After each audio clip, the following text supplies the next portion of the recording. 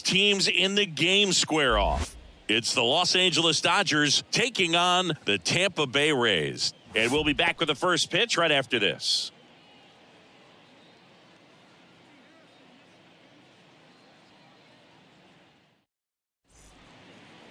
Just about set to go now.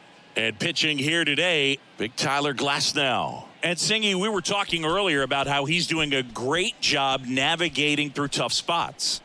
I've just been so impressed with when it seems like there's more pressure, he's more calm and settles in. He's done an incredible job with runners in scoring position. Most guys, they get a little tight, they start to aim the baseball, but for some reason, he gets looser, the ball comes out of his hand with more life, and he's able to wiggle off the hook of tough situations and get his team back in the dugout.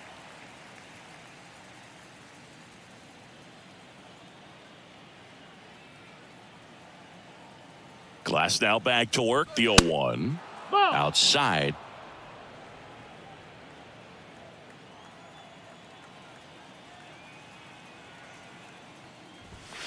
There's a strike. Man, that pitch was dotted. So much talent on display when this guy's out there on the hill. Glasnow ready and deals. Foul ball, still a 1-2 count.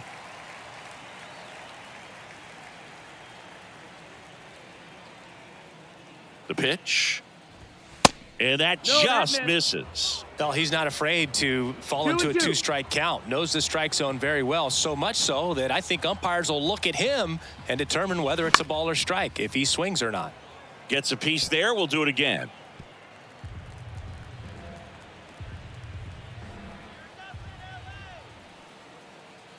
Two now. Counts full. Boog, he never moved because he never had time to. With that kind of velocity, you'd prefer that pitcher work away.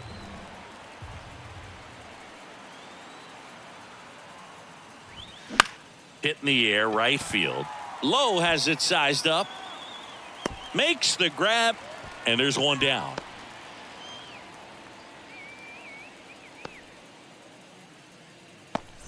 Freddie Freeman up to the dish. What a season it's been for him. He has supplied a lot of power and that average.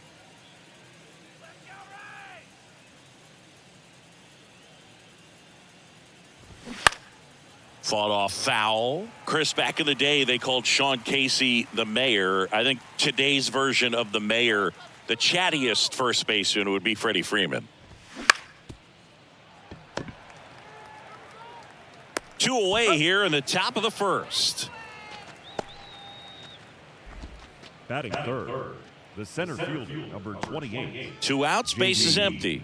And here is JD Martinez. Good power, not great in the OBP department. Strike 1. 0-1.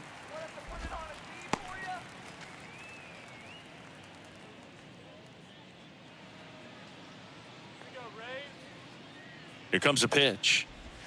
Ball 1 That's there. the ball.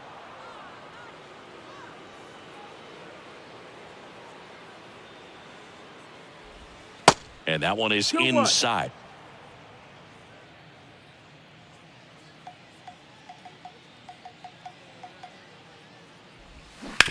On the ground to third. Paredes fires over to first. And it's a 1-2-3 inning. We're midway in inning number 1. And now the Rays will get their first opportunity in a scoreless ball game.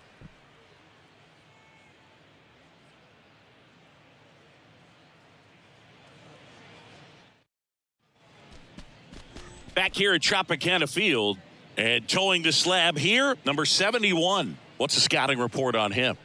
Well, he's been a real quality starter for his club. And coming into this one, what stands out for me is that right-handed hitters have really struggled, batting below 200 on the year. It seems that they have a hard time picking up his release point and tracking the ball into the zone. So we'll see how right-handers do against him in this one. At the plate now for the Rays is the DH, Yandy Diaz. And the pitch. Down the right field line and a base hit. Around first, digging for 2. The throw into second.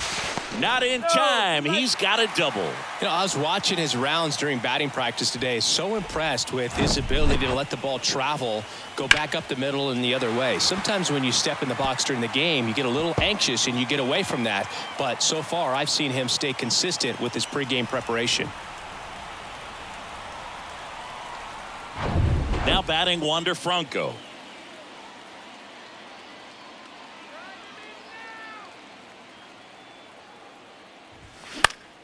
And first offering is fouled off.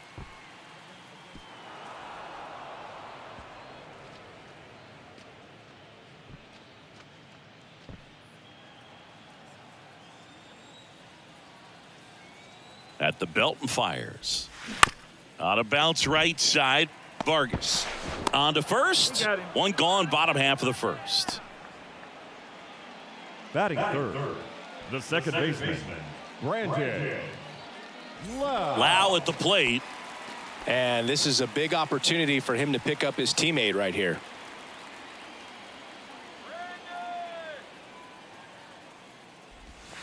First pitch, and he just misses. Nasty backdoor slider. There's really nothing you can do with that if you swing at it. So that's a good take by him. Next pitch misses outside. Ball 2. Appears they're working around him with the base open, Singy. Well, you know, these 2-0 counts, Boog, they're just not what they used to be, and we sound like old guys when I say that. But ultimately, this is a strategic game, and you expect to see this type of approach by the pitcher in this situation.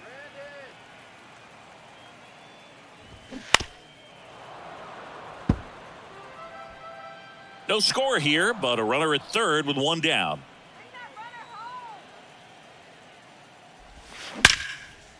Line drive to short and caught. Throw not in time as he's able to get back to avoid the double play. Nice swing and good solid contact. That ball was smoked, but it needed a little more lift to get into the outfield gap. Maybe a little more backspin.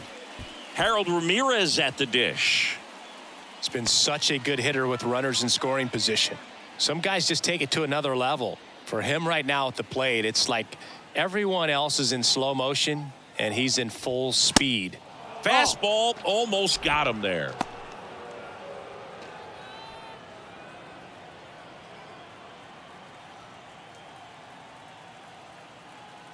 The 1-0. And that's too high. Not showing great command so far in this at bat. 2-0 count. He's got to execute here or this could get ugly.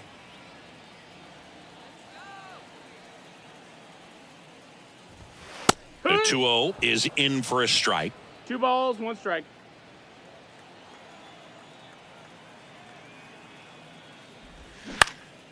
Swing and a ground ball up the middle. That's a base hit. And they strike first as they take a 1-0 lead. Well, they call that an advantage count for a reason. You're so much more likely to get something you can handle. Really nice job staying up the middle with his approach. He didn't try to do too much with the pitch, just shot it through the infield. 2 outs, runner at first. Isaac Paredes next to hit for the Rays. And that's in there for strike 1.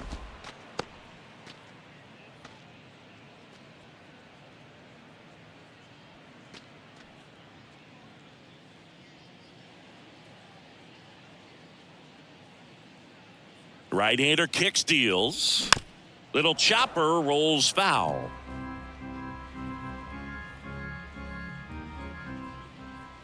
Righty delivers. Pitch misses there, and that's ball 1.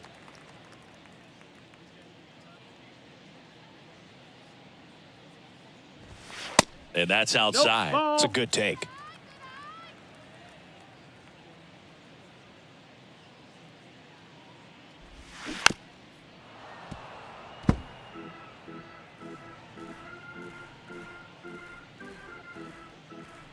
And the right-hander deals. Misses outside. And the count is filled up. Josh Lowe up next for the Rays.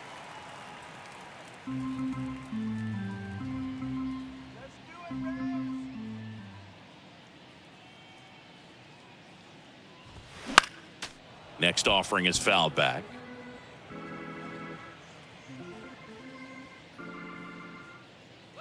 Here comes a 3-2. Spoils the 2-strike pitch, and he'll see another.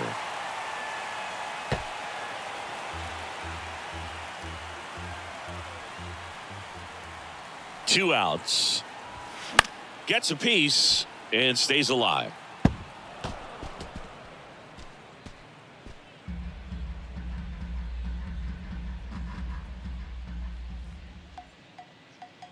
And a pitch. Sets him down looking.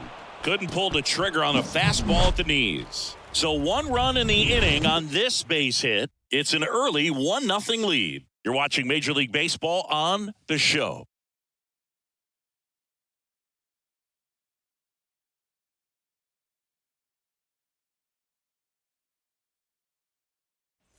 All set for the start of the inning. And now here's the veteran DH, Chris Taylor.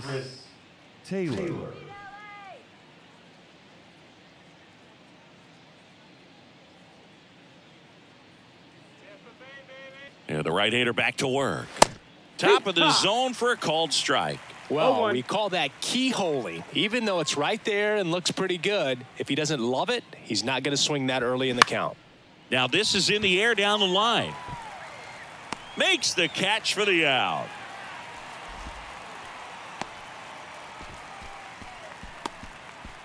Here's Max Muncy, that funky Muncy. Big time power.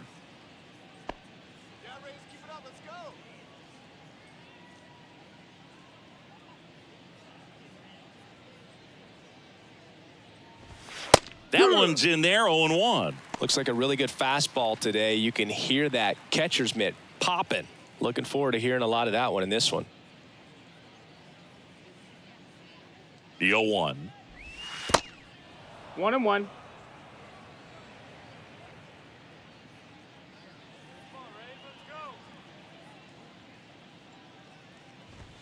And he gets that fastball by him upstairs. Boog, that's cheddar, baby.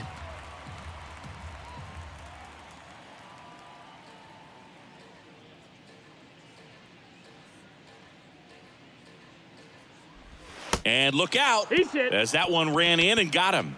He had him 1-2, and he ends up hitting him with a pitch. Well, the bright side is that that'll help the on-base percentage a little bit, and that's a category no batter can ignore these days. OBP, OPS, well, maybe that'll ease the pain just a little bit.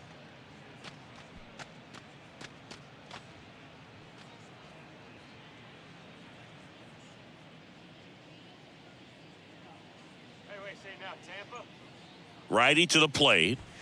That misses the zone. 2 balls, no strikes. Our plate umpire, Earl Hendricks. Yeah, with Hendricks, Boo, kind of interesting. He's a good, consistent umpire, but you do hear that he kind of favors one side of the plate more than the other. So it's really hard to know for sure, but I think that usually it has to do something with where he sets up prior to each pitch. Out.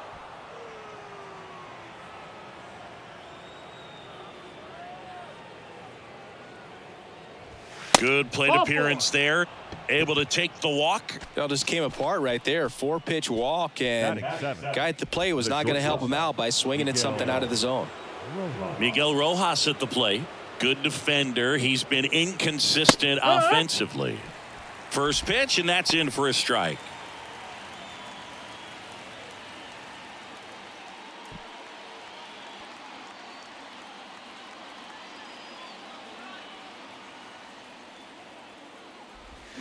Swings through that. 0-2.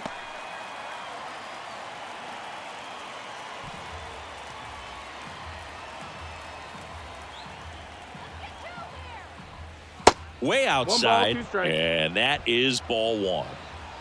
1 out. Runners at first and second.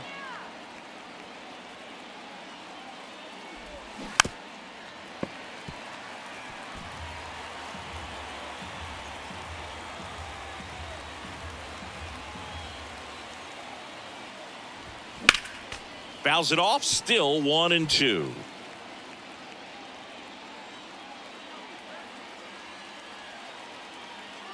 Kicks and deals.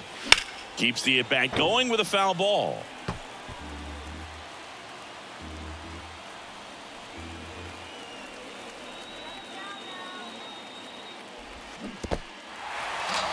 Squirts away a little bit. Committed to that breaking ball just a little too much and couldn't pull the bat back in time. You know, once you get it going, it can be so tough to stop the momentum of that barrel. Good pitch, had him fooled.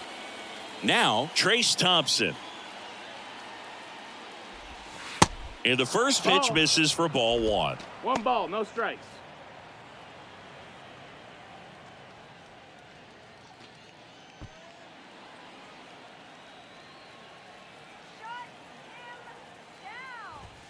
And a good eye there. Could be some action here on this next pitch. Couple runners on. Probably a challenge pitch coming.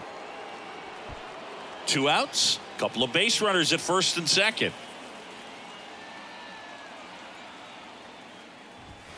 Next offering is in for a strike. If he doesn't get a knock right here, that pitch he just took is going to eat at him for a while. You might not see another pitch like that from a top level guy like this. The 2-1. And there's a foul ball.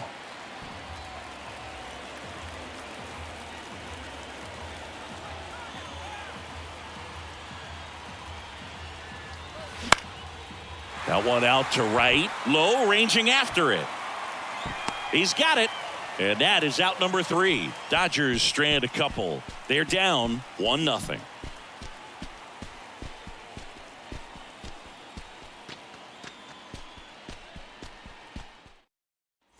Back now in Tampa Bay. Now here is Josh Lowe. The right fielder, Josh Lowe. The wind of the pitch. Swings and pulls it foul to the right side.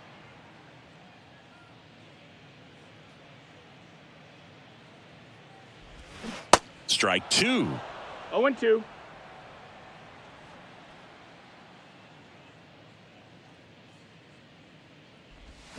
The punch out there, and there's 1 down. Stood absolutely no chance on that slider right there, and I don't mean to laugh, but that's a tough one. I mean, pretty much a perfect strikeout pitch. I mean, it looks like a fastball middle in, kind of has cutter action, and it just bunches you up to whereas you can't get your hands through and the barrel to it, and not much you can do unless you recognize the spin early and you spit on it.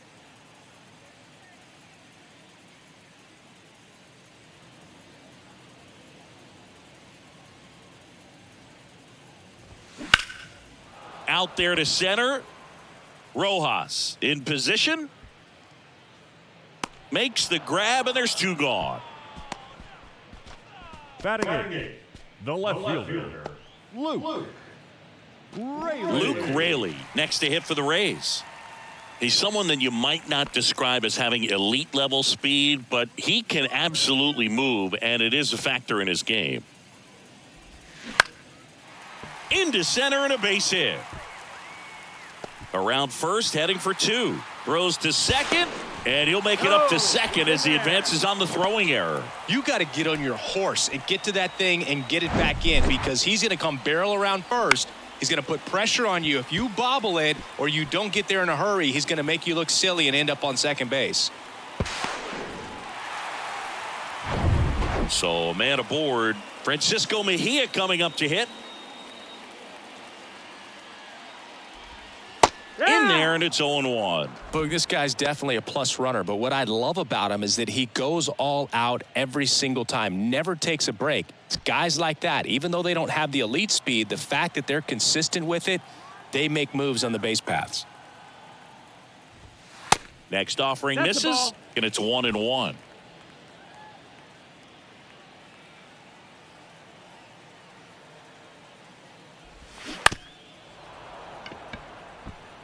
Flew open a little bit with that front shoulder, but was able to slow his bat down just enough to make contact with that pitch, keep the at-bat alive. Goes down looking for the strikeout.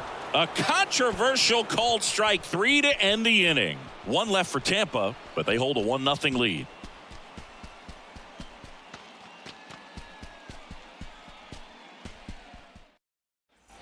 And welcome back. And now, Austin Barnes. The catcher. And Chris, his big strength is defense, but it is interesting in today's world of baseball compared to when you played, a good defensive catcher is considered differently. Whatever you get offensively is a bonus, but 1-0. he's got to put the fingers down. He's got to present pitches to the umpire. They're going to help his pitcher get more strikes. The 1-0. This one in the air right field. Lowe has it sized up, and there's one away.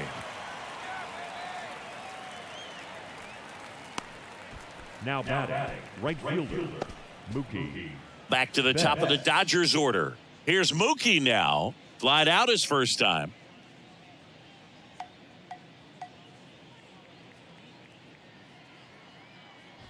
Singy Mookie Betts, given name Marcus Lynn Betts. He attributes a nickname from his parents watching Mookie Blaylock play basketball. Yeah, Boog, and the cool coincidence with that name are the initials, MLB. That's right. 2-0. So 2 balls and no strikes. Last couple of pitches breaking balls away. I think he's going to have to come firm inside to be able to open up that location if he wants to go back there later in this count. 1 down, base is empty. Just That's missed.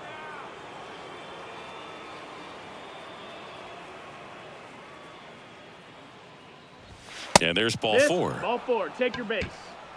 Maybe a little loss of focus on the mound right there. Pretty much gifted him first base with a quick free pass. Here comes Freddie Freeman up to hit. 0 for 1. He grounded out in his first at bat.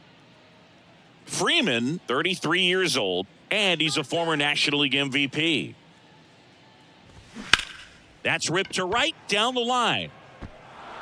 Bounces over the wall in foul ground. It's an automatic double. Off the bat, I thought they were going to score their first run of the game, and that feels like a tough break. But look at the bright side. Really good contact at the plate, and now they're working with not just 1 but 2 runners in scoring position, so they'd love another base hit right here.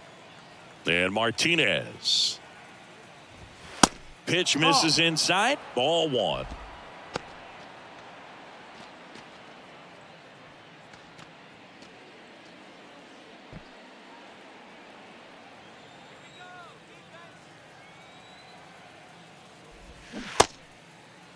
Check swing, appeal to first, and he won around. Just enough that time.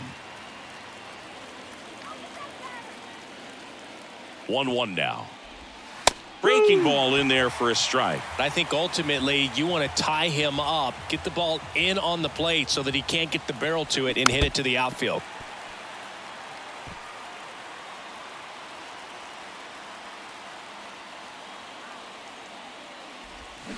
Swing and a miss, and he's down on strikes.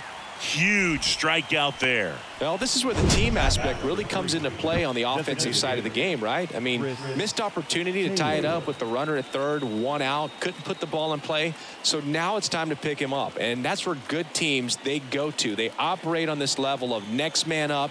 That mentality is what causes them to win series, get into the postseason. And that helps keep the energy and morale high in the dugout. Chris Taylor now. He's 0 for 1. And that's in there for strike 1. 0-1.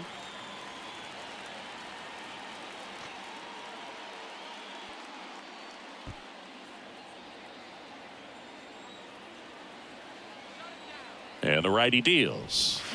Slice down the right side.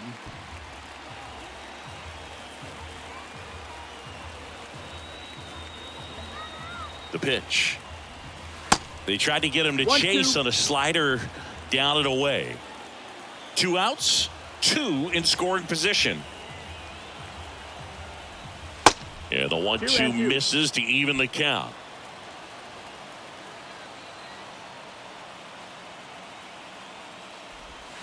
Got him! That's out number 3.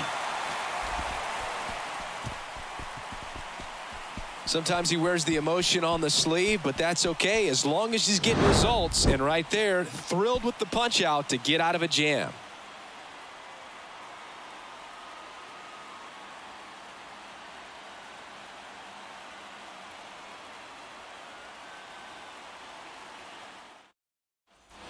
Back here at the ballpark, set for the bottom of the third. Yandy Diaz now. If you don't get ahead in the count, you can forget about having any success against him. The wide to kick the pitch. And a strike. Diaz measures 6 feet 2 inches, 215 pounds, And he's usually a first baseman, but today he's the designated hitter. Dives, but it kicks off his glove. Gets it there in time, though. He keeps his composure, and they get the out. Some people say that first basemen kind of have the day off regularly because they don't run around a whole lot. But when you think about it, they are involved in just about every single play, and there's a lot of stress that gets put on their legs. So a well-deserved day at the DH spot for him. Here's Wander Franco. And first offering is fouled off.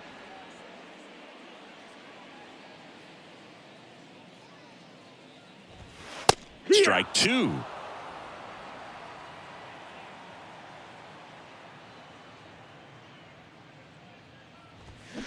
And that's outside. No, that's out. 1-2 now. Fly ball center field. Base hit. Hitting is really easy for some guys. One thing that I can see already is bat stays in the zone on plane for an extended period of time. And guys like that, they have a high contact rate and they have more barrels because of that bat being on plane. And even when you don't get it great, it's still hit hard enough to dunk something in like that in front of the center fielder.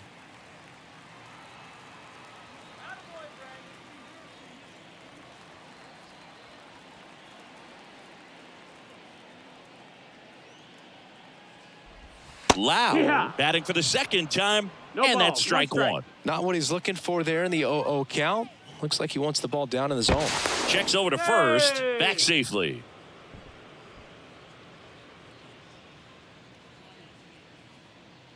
Yo one. Back two.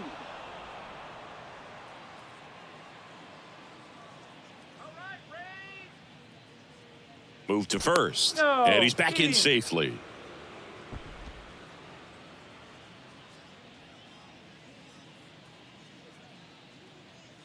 The pitch. He's going. Runner on the go. This one in the dirt. And there's no throw. He's in there at second with a stolen base.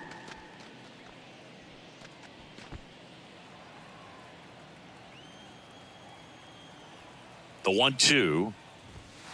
That misses off the outside edge. Really good take, especially with two strikes.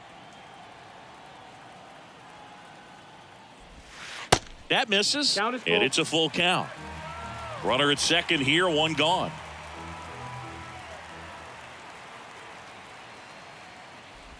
And he walked him. Ball four. Runner, take your base. That's a tough one to swallow right there. If you're on the mound, you're ahead in the count 0-2, and you just couldn't find a way to put him away. It's going to be frustrating if that one comes back to bite him.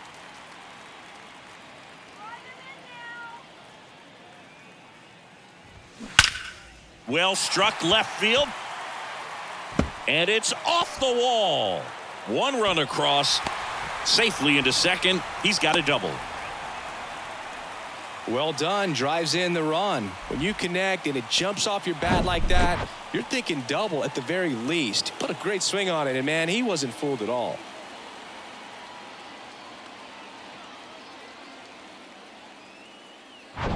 Isaac Paredes now. Caught looking his first time up.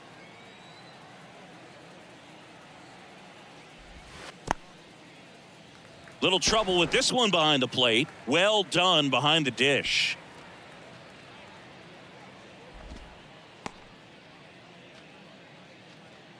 Hitter's got some good opposite field power. What I like about something being hit to the right side into the outfield is that the base runner at second has a very good read and can determine whether or not he can score on that base hit.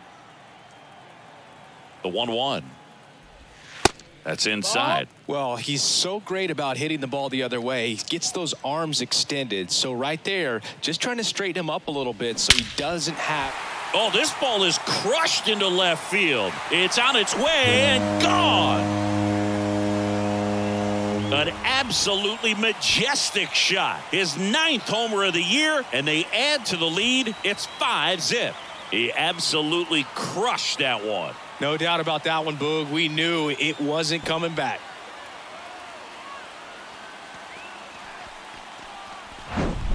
Knew what pitch he wanted to hit. Spent on some other pitches in this at bat. Was very patient, and it paid off.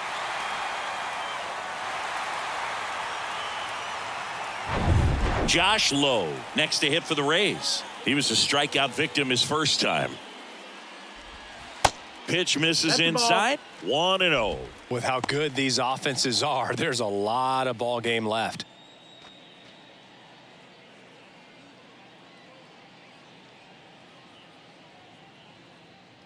And the 1-0. And another ball. Clearly, he hasn't had it in this game, and looks like sooner than later, they're going to have to go to the bullpen.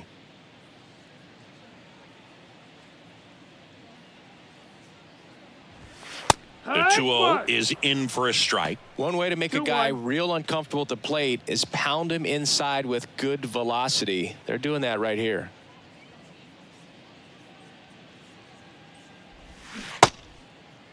Checks his swing, appeal to third, and he went around according to Clyde Washington.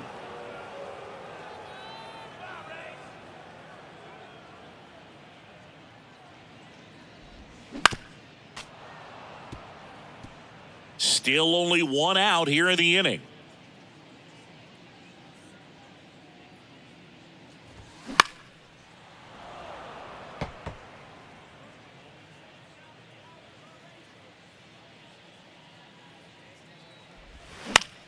In the air, left field. Thompson makes the grab on the run. It's a good recovery, though, after giving up the home run. Not allowing it to stay in the head, but going to work at the next hitter, and a tough one at that. And now it's Jose Siri. 0 for 1 with a flyout. And the first pitch misses for ball 1. Siri patrolling center field, hitting 7th in today's lineup, and he was born in the Dominican Republic. And now 2-0. No, that missed. That's a ball.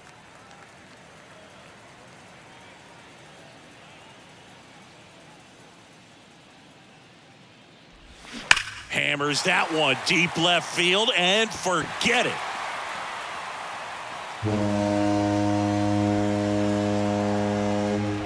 He flexes his power with that swing, and they tack on to their lead. It's 6-0.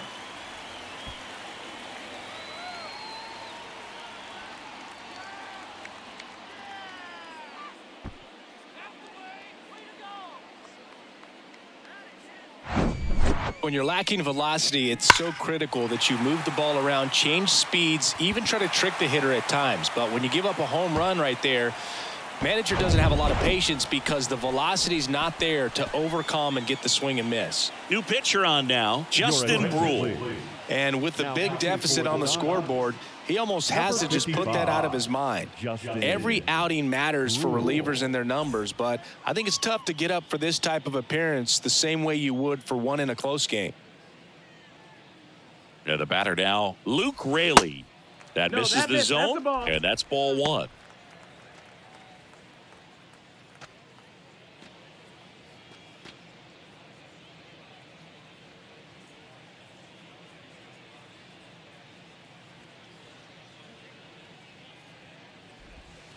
In there for a strike at the top of the zone. Meanwhile, activity in the bullpen. Caleb Ferguson looks to be getting ready for manager Dave Roberts.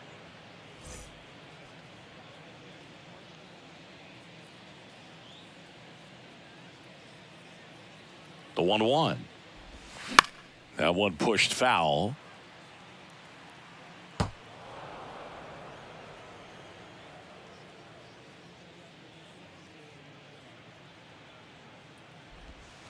And the next pitch is way outside.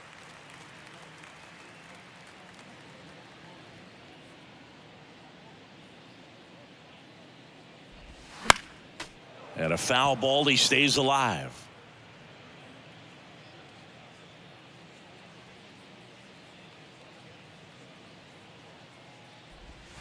Next offering down in the dirt.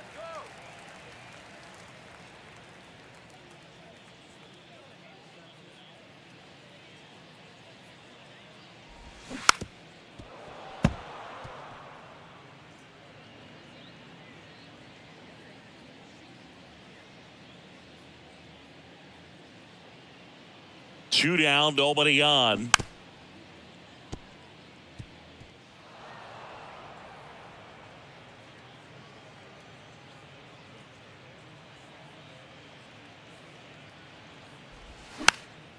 Fouls that off to the left, and we'll do it again.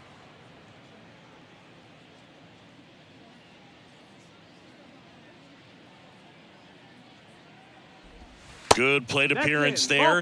Able to take the walk. Man, that's a tough one to take on the full Now count, batting, but I guess he saw it really well. It's a really nice plate appearance. And now the switch hitting catcher, Francisco Mejia. Move to first. No, be safe.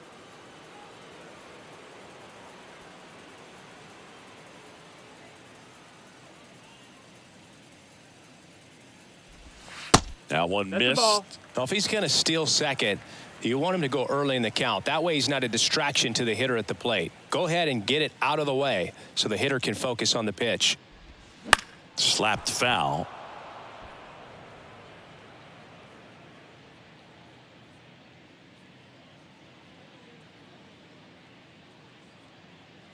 Ball to strike. The pitch. That's to third.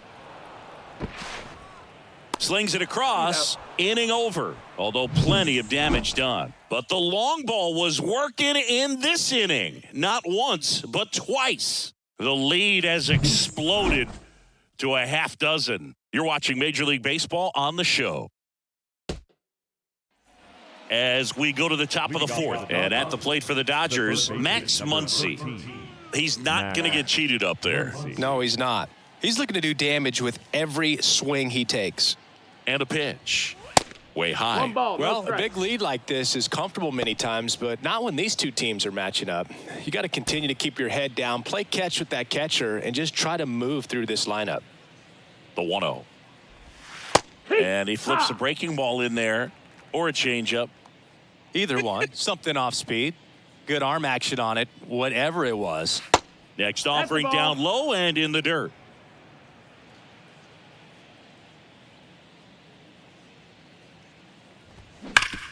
Hard ground ball, base knock.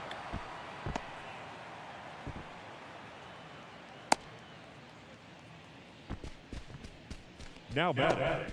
The second Dominant baseman, performance for him today, Boog. Just 2 hits allowed so far, no runs across either, and he's had an answer for just about every hitter he's faced. So I don't think this hit is going to knock him off his stride too much.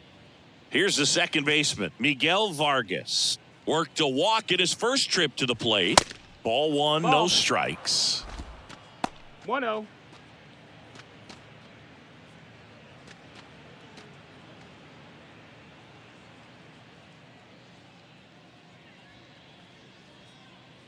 The pitch.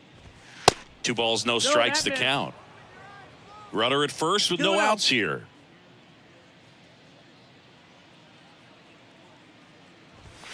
Now 3-0. 3-0.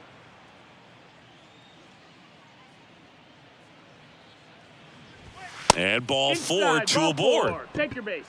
Not the start to this inning he was hoping for on the mound. Now he's going to have to really dial it up against the bottom part of this lineup to get out of this jam.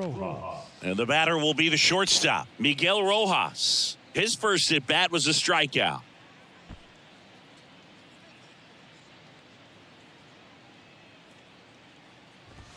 Pitch misses inside, and that's ball 1. Here's an opportunity. If you're going to get back in this game, you have to take advantage of this situation. This feels like their chance. Next offering is in for a strike.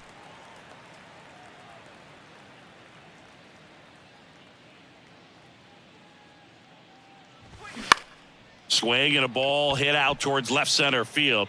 Siri makes a nice running catch. Oh, he throws it away. Tag, and he's out. And somehow that mess turned into a double play. Now batting. Well, the defense definitely on the clock with that one. Everything had to be perfect to get the runner at third. And you talk about a throw on the money, the relay to third, just a good job all the way around.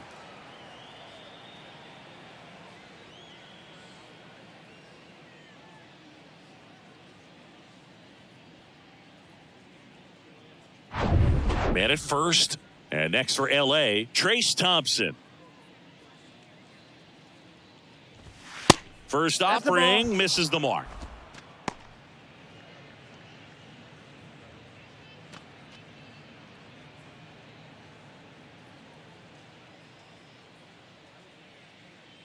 kicks and fires.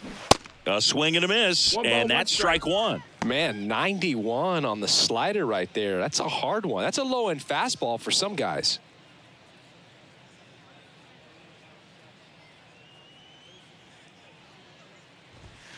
And that one upstairs. He really committed to that fastball up at the top of the zone. He knows that if he makes a mistake in the zone, it gets hit hard by a power guy like this. That's a nice miss right there.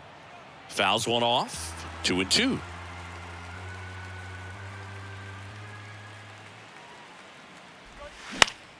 Knocks that one away, and we'll do it again.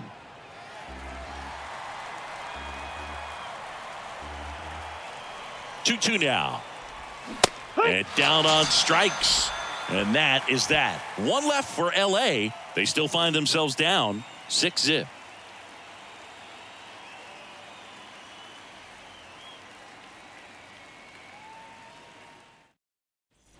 Welcome back. Now it's the DH, Yandy Diaz. The designated hitter, Yandy Diaz.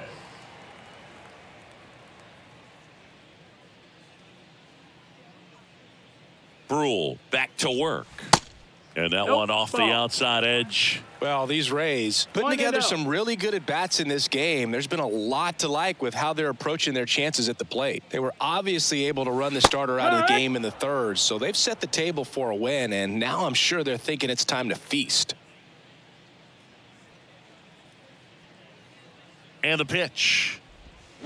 Swing and a miss. 1-2. And the count 1-2. So if they're looking to feast, are you saying they've already got a plate but are looking to go back for seconds? Yeah, I'd say something like that. That's off the mark. Down. And the count is 2-2.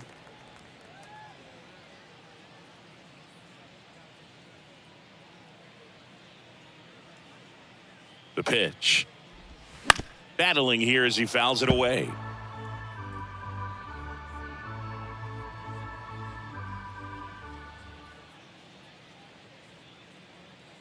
The 2-2 stays alive.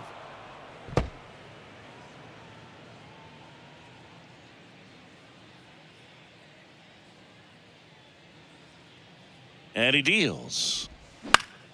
Foul ball, another 2-2 upcoming.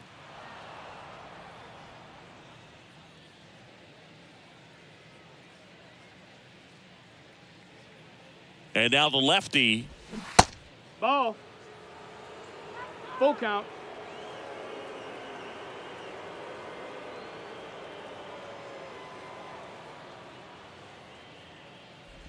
That one misses. Take your so a leadoff walk. Well, that's a nice job of grinding out that at-bat. Saw a lot of pitches and ends up drawing the walk. Very gritty. So a man aboard. Now up for Tampa Bay, Wander Franco.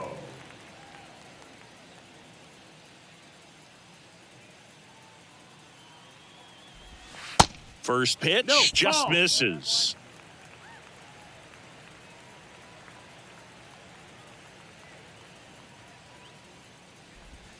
They say it went.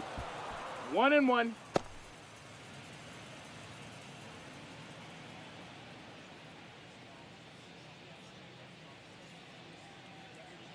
The 1-1. And that's in there at the knees. Nobody out. Runner at first.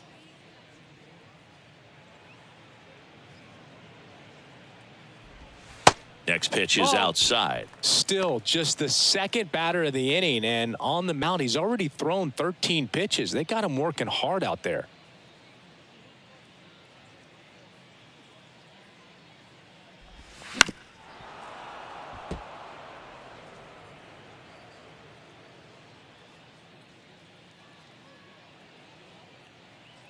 And here it comes. Good job to fight that one off.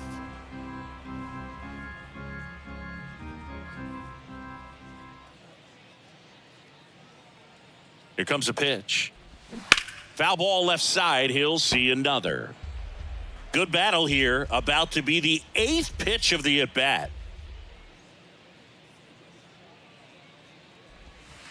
Next one off the plate inside. And the count's full. He should get a pretty good pitch to hit here with the 3-hole hitter coming up if he's walked.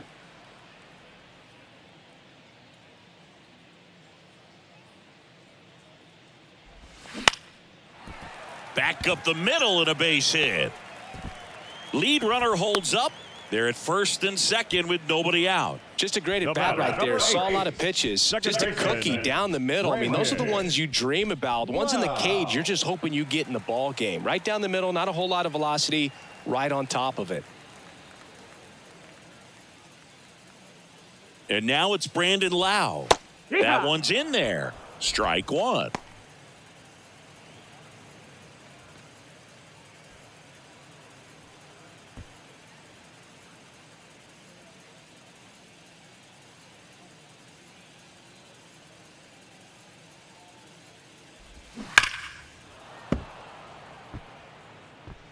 First and second here, no outs.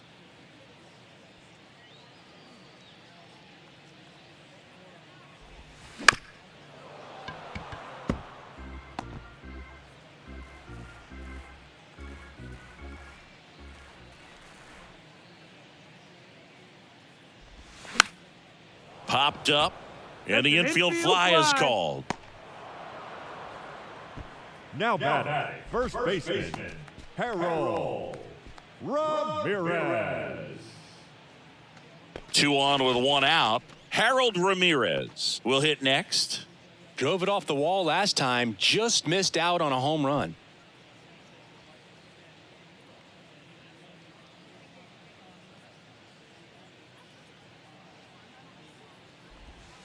First pitch doesn't Outside, find ball. the zone.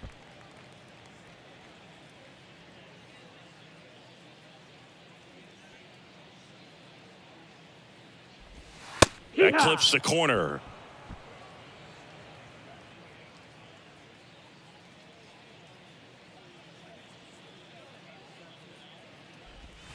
Check swing. He 1-2 went. the And count. the count 1-2.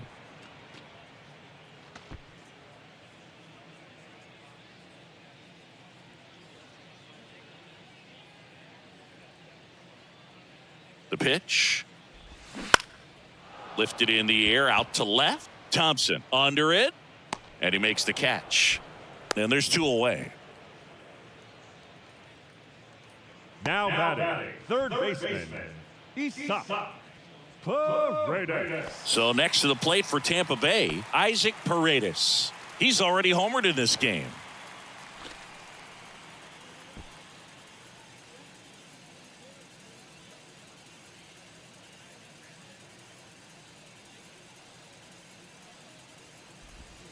That one's in there, 0-1.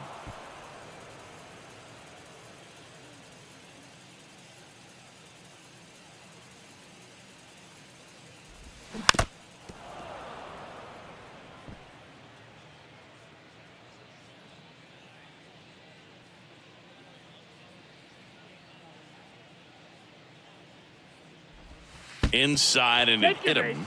And now the bases are loaded. He had 2 strikes on him, and he hit him. Well, he's clearly looking pretty shaky out there right now. I think fatigue's starting to be a factor.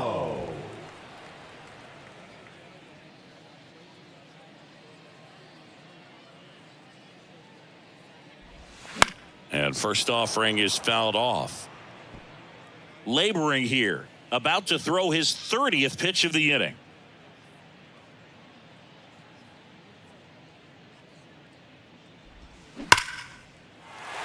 Base knock center field. And now maybe extra bases. 1 run is in. Paredes around third. He's in there. 3-run score. And they now lead by 9. How about that? Clears the bases. Came screaming off the bat. I'm sure exit velocity's off the charts. No doubt he squared that baseball up perfectly. So there was no fluke to that triple by any means. 2 outs with a man at third. And now here's a speed threat. Outfielder Jose Siri. He's already homered here in this one. First offering, and it just misses.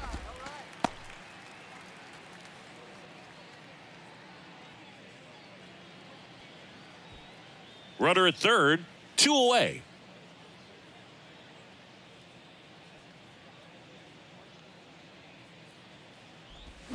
And that one fouled off.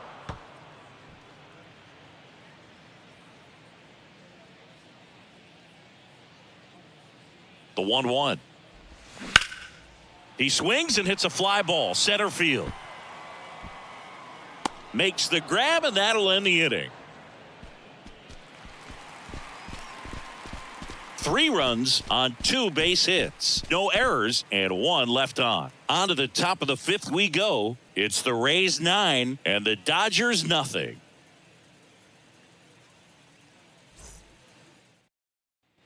Back here at Tropicana Field, we go to the top of the 5th, and at the plate for the Dodgers, Austin Barnes.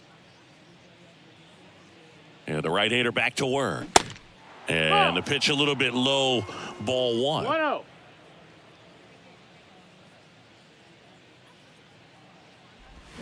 Swing and a miss. 1-1. Strike 1.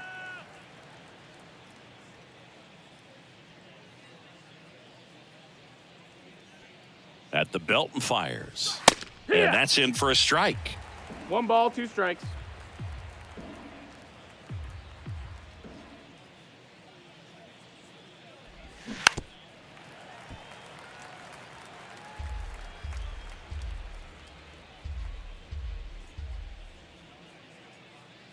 And a 1-2 again.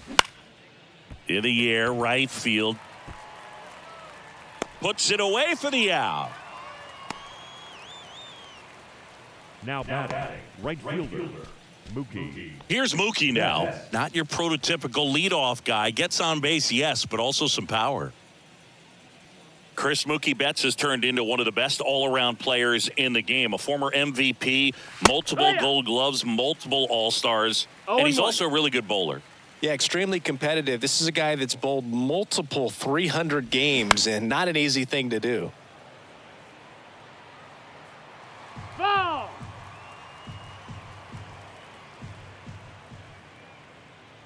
And the pitch. Fouled off the plate. They'll do it again. Singy, what's your high game? Yeah, about 234.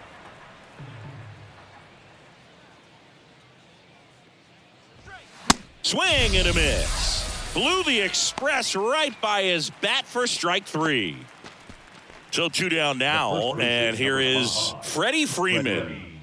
Freeman.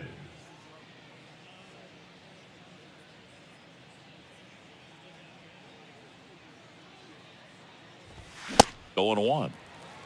It's 0-1.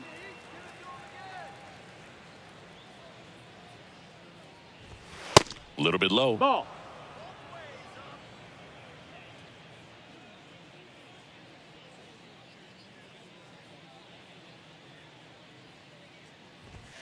Misses inside. 2-1.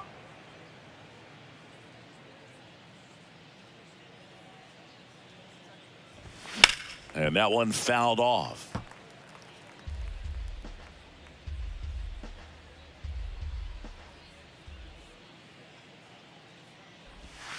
Next pitch is downstairs. J.D. Martinez up next for the Dodgers.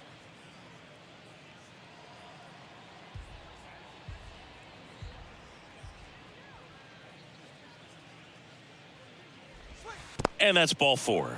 He just hasn't had great command of his pitches in this one. Definitely more walks than you'd like to see. Center fielder, J.D. Now J.D. Martinez at the plate. Outfield playing very deep, not wanting anything over their heads. He's a guy who does it all. With the lack of contact in today's game, this guy hits for contact, so he delivers average, but there's on base and slugging too. That one outside, ball 1. Early in the count, you have to be real careful because of that power. But then if this hitter gets a strike or 2 on him, he's still very comfortable. And because he has the ability to get the barrel to the baseball, he's a threat deep into the count as well.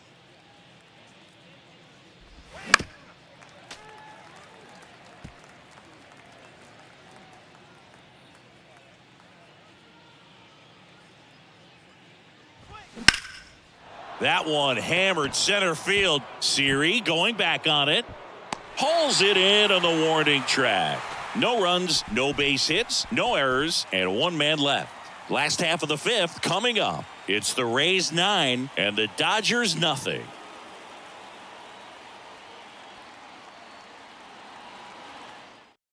So a lefty out of the pen, Caleb Ferguson. He's doing the ball very well overall this season. He's been really tough to get to. You see that ERA, and that's where you love to be.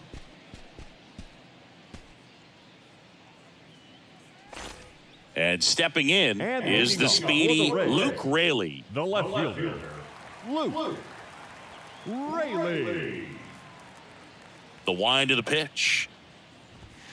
And there's a ball. That's a ball. Well, these Rays, simply put, are producing a lot of quality swings. Everything seems to be clicking, and the 6 extra base hits in the game kind of tells you everything you need to know. They're not getting fooled up there at all. Here's a 1-1. Nope, ball.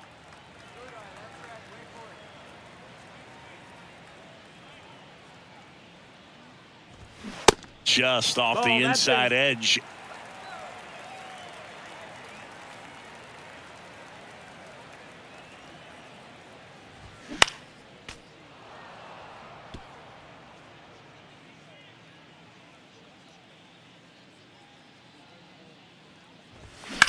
Out towards left center. Thompson moving back for this one. Pulls it in on the run. And there's one down. Now batting, catcher, Francisco. And now the catcher for the Rays, Francisco Mejia, known for his rocket arm behind the plate. First offering That's misses the the ball. mark. 1-0.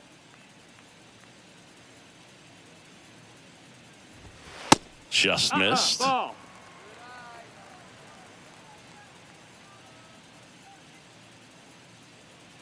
The big lefty turns, kicks, deals. Clips the outside corner. 2-1 now.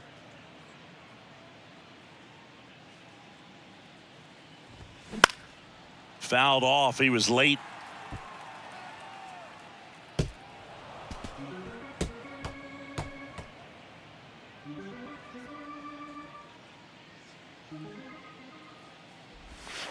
Got him. And he's down on strikes for the second time today. Well, he clearly didn't recognize that curveball out of the hand and tried to check the swing, just went around too far, and you're hoping the umpire maybe missed it, and they bail you out. Diaz, the next to hit, takes outside.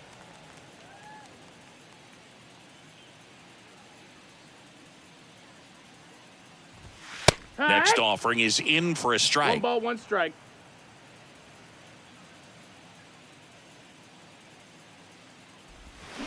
And that's a little high.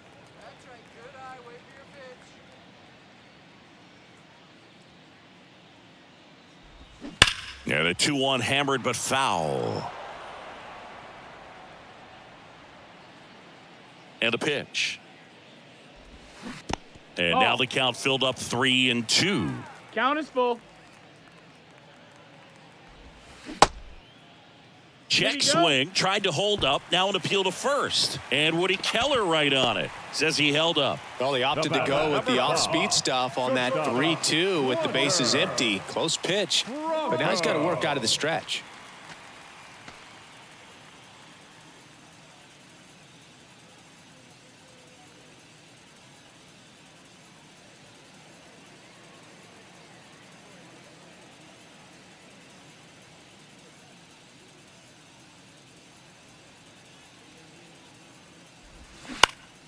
Swing at a ball lifted to center field. And that'll do it. So no runs on no hits, no errors, and a runner left. 5 innings complete. It's the Rays 9 and the Dodgers nothing.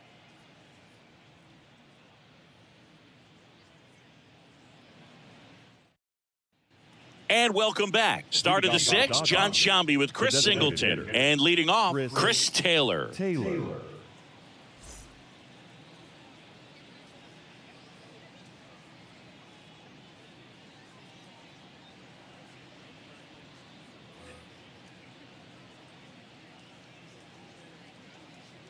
Glass now back to work. Ball And that one outside. just misses. A ball and no strikes.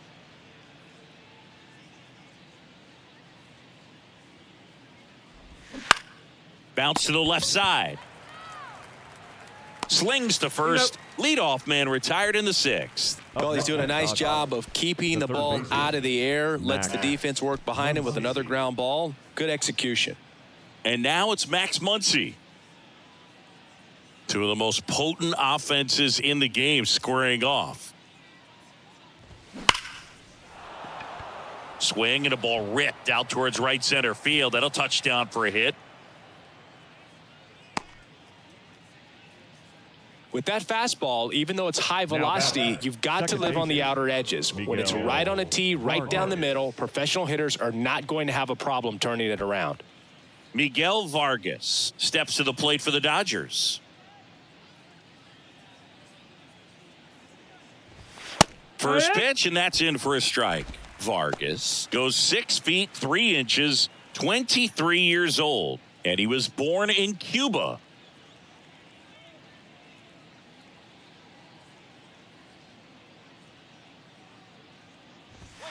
Next offering is in for a strike.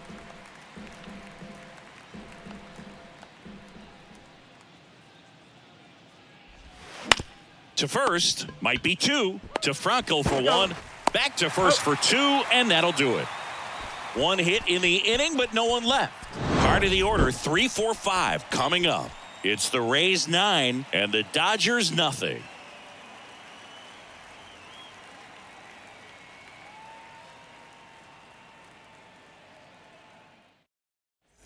Back now in Tampa Bay. Now it's the second baseman, Brandon Lau. Second baseman, Brandon Lau. The why to kick the pitch. And first offering is fouled off. Left-hand batter waits. And it's even up. Ball low.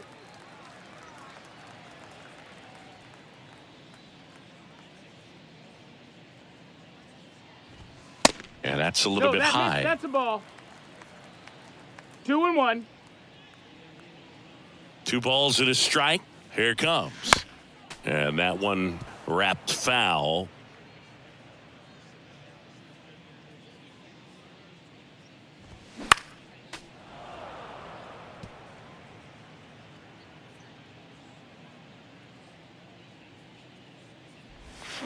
Swings and misses. He swung over top of the curveball. Well, classic pitch sequencing there to change eye levels for the punch out. That fastball on the pitch before was up. It was very competitive, and that gets you thinking that he might try to climb the ladder. But then the curveball out of that same tunnel just falls off the table, and you can't make contact. And that's just foul. The 0-1. Ripped to third and caught. Well, baseball can be cruel, can it? I mean, sometimes it gives and sometimes it takes away. He did everything right on that swing, but he's got nothing to show for it.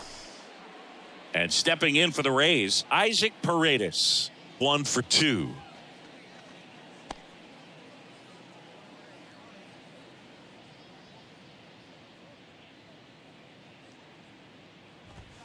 That's in there. And that's strike 1. 0-1.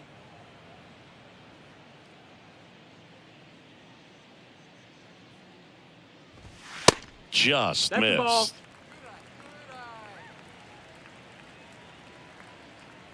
The lefty ready and a 1-1. Rolled softly, but that goes foul.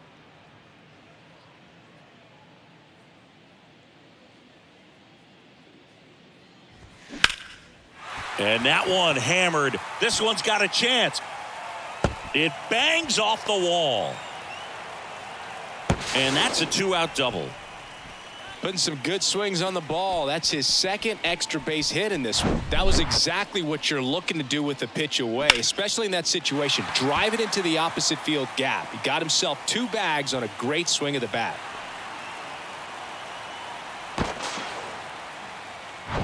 And now the right fielder, Josh Lowe, 1 for 3.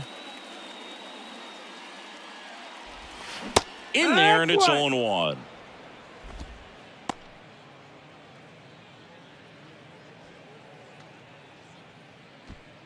Two outs and 1 in scoring position.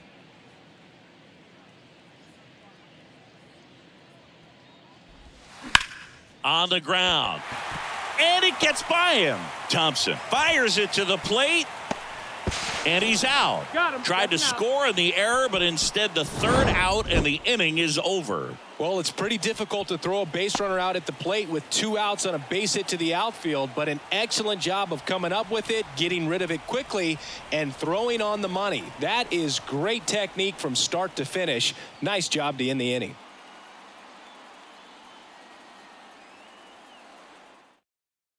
Back here at the ballpark, top of inning number 7. Here's the shortstop at the plate. Miguel Rojas, the right-hander, back to work. Ball one that's low. down.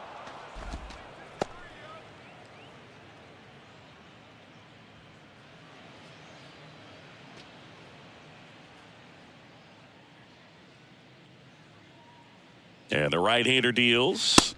That one is That's high, upstairs. that's the ball.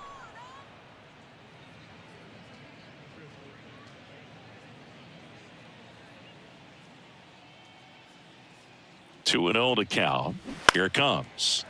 He swings and fouls one off.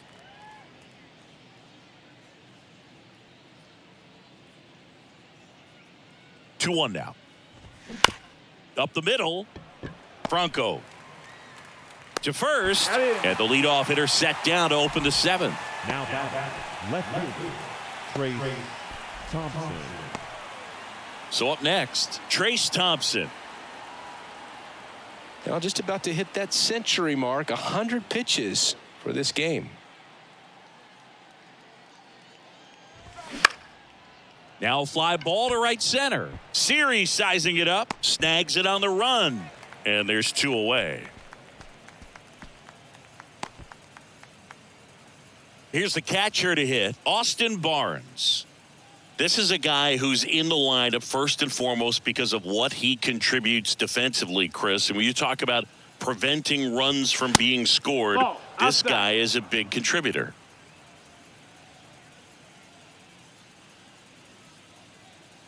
The 1-0.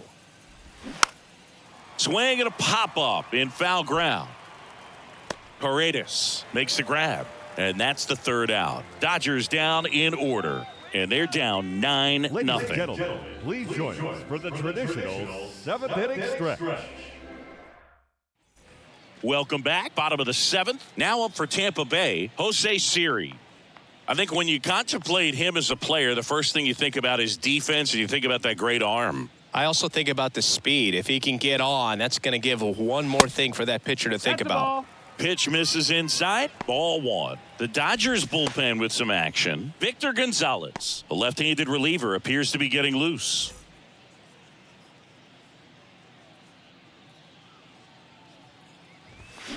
Now 1-1. I was always 1-1. told it's hard to take you off the field when you play really good defense, especially at a premier position, and that's what he does.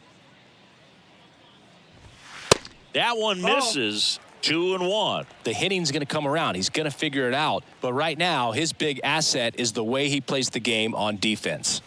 That one finds the corner. And that is strike 2.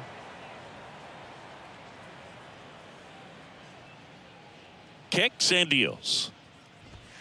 Caught him looking for the K. Well, just couldn't pull the trigger on the fastball right there, and I don't think he was taking it, thinking it might be a called ball or anything. I just think he was flat out frozen. Did not expect that location, in my opinion.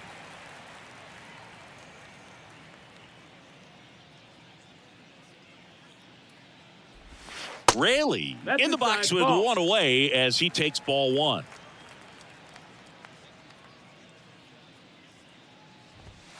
There's a strike.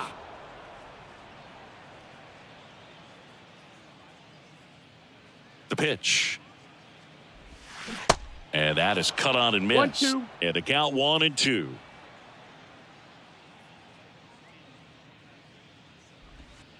And that skips 2-2. in the dirt. The 2-2. That one blasted deep to right. Back there. Bangs off the wall. In safely with a double, his 2nd of the day. 2 hits for him in this one, both for extra bases. Got to feel good about that. He absolutely ripped that ball out front and almost got it out of here, man. Just a really strong, balanced swing and a fraction of an inch different on the bat, and it is probably out of here. So next to the plate for Tampa Bay, Francisco Mejia. There's the strike up high. It's 0-1.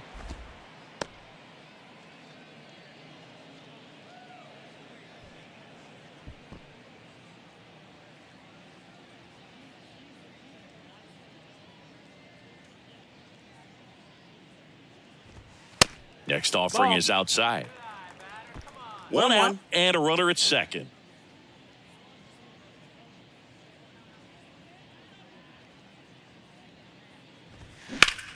Rips that one to right.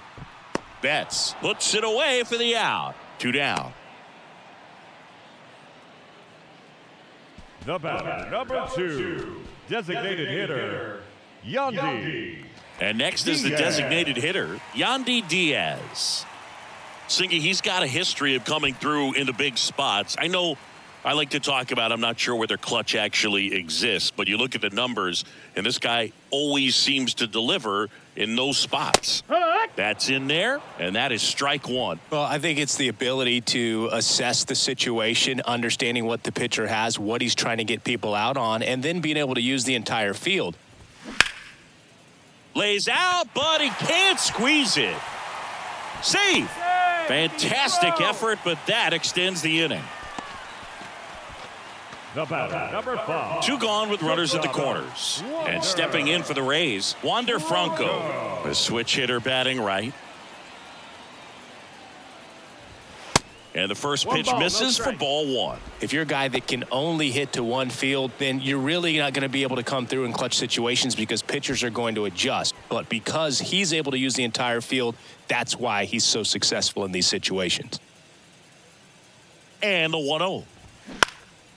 Out to center. Drops into the glove. And that is that. No runs on 2 hits, no errors, and 2 men left stranded. We look ahead to inning number 8. It's the Rays 9 and the Dodgers nothing. Back here at Tropicana Field for the top of the 8th. Now it's the right fielder, Mookie Betts. When you played, did you play with guys that you thought were clutch, and sort of what were the attributes you said that's what he possesses that allows him to come through? Well, we always used to joke, guys want to eat steak, and there were some that just had a knack, could understand that, all right, this is a big, payout if I can come through with a knock here. But I think when you really look at the numbers, you really audit everything, guys kind of are who they are. Next offering upstairs.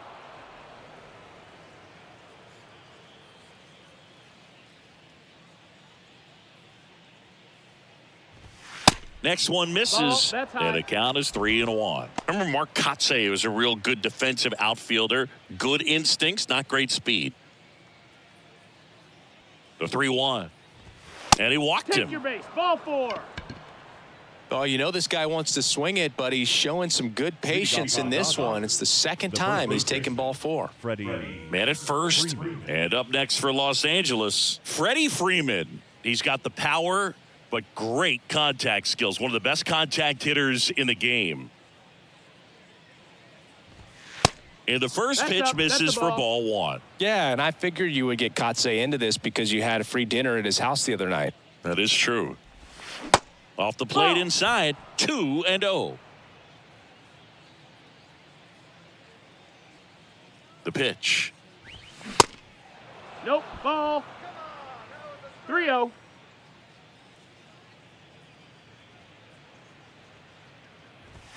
There's a swing and a drive. That one back. And it's gone. Freddie Freeman bops one out of here. Home run number 10 on the year. And they close the gap. It's 9-2.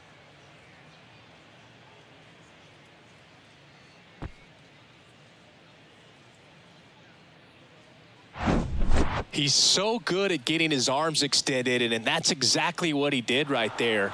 You don't typically want to pull a pitch in that part of the plate, but he doesn't allow his wrists to roll over, stays through the ball, gets the loft, and gets the home run.